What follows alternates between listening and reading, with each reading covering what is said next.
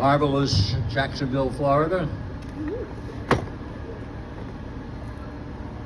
One time, someone asked me, what is a Naval Aviation Cadet doing in charge of the Naval Academy Preparatory School, which was a legitimate question.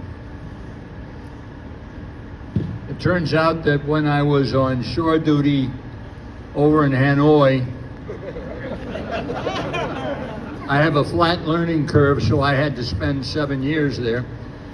And I had an opportunity to observe the products of the various officer acquisition programs. My family comes from the mess decks. My dad was an underage seaman in World War I and a first sergeant of a transport company without a driver's license in World War II.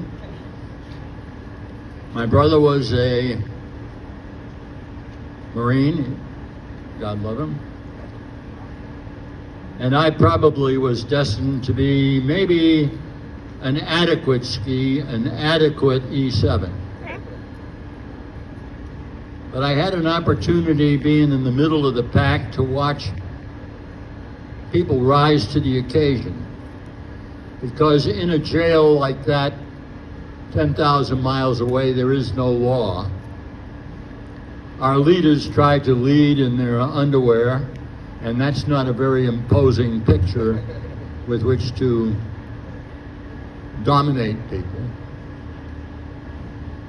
You would watch the reaction of various groups to the orders Thanks, Bill. that were given in an environment where there is no law. UCMJ is out the window. The code of conduct was a breadth of executive orders, and you know what those are.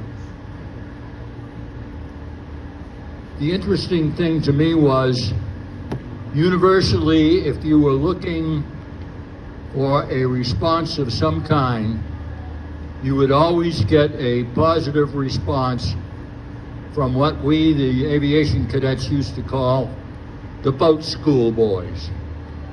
Because any time we hit a squadron, the boat school boys always got the best assignments, the best good deals, and we really didn't mind because they earned it. But there was sort of a little tinge there saying the boat school boys. But I came away with an appreciation that there was something special about that boat school that I wasn't even qualified to enter. And I aspired to be a part of that system, and through a series of misadventures, I had the opportunity given to me by Admiral Bill Lawrence, who was the superintendent at that time, and who also had been on shore duty with me. And he offered me one of two jobs.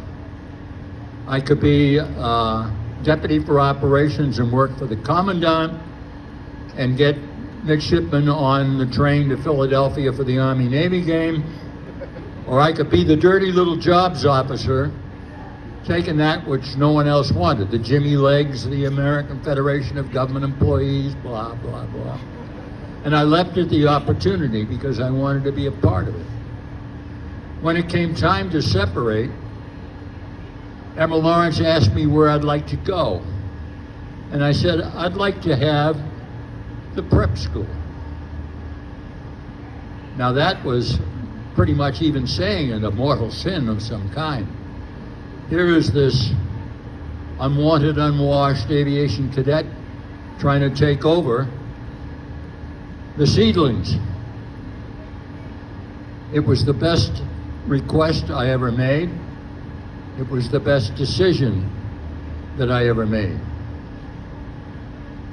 Because NAPS was like the Naval Academy, the boat school boys. It was a special place.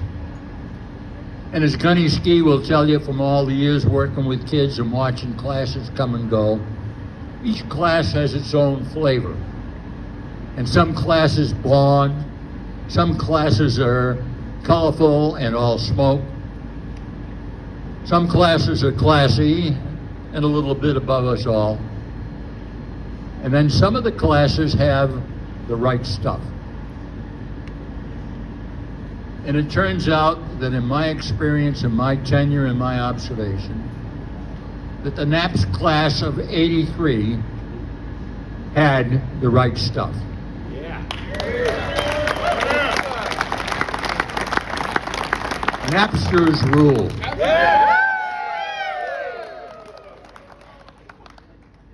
It was a magic time at the Naval Academy when I was there. We had Captain Frank Donovan, a gentleman's gentleman, a seaman's seaman, one of God's special people, and his family there who gave shelter to a couple of ex-convicts. We had Paul Galante over as a company officer. We had Jack Fellows hanging out in the athletes' locker room, trying to be helpful and not helpful. We had Nasty Ned Schumann running the sailing program with Fred Purrington helping him. There were probably a dozen ex-convicts there working when Admiral Lawrence was there, and it was a special place. Of the kids that were there, our kids, they saw that we had a grand time working with Admiral Lawrence. 14 of our kids went to the Naval Academy, 7 direct and 7 via one of the prep schools or other avenues. And that is all due to people like Frank Donovan and many others who were in leadership positions there. That carried over into the magic that we saw when we were there. NAPS of '83. There was Gunny Ski, and there was Major Mattis, and there was that funny recon Marine that used to run all kinds of yelling and screaming people under the president's house of the War College and wake them up and run across the Newport Bridge and back and forth. And you have to admit, if you were there, that it was indeed a special place. And I thank you for letting me be part of it, because next to carrier aviation and landing on a carrier, there was no better tour in my 31 years in the Navy than being part of NAPS, and being particularly part of NAPS '83, because Napsters rule. God bless you, and God bless America. How about another round of applause for our greatest convict?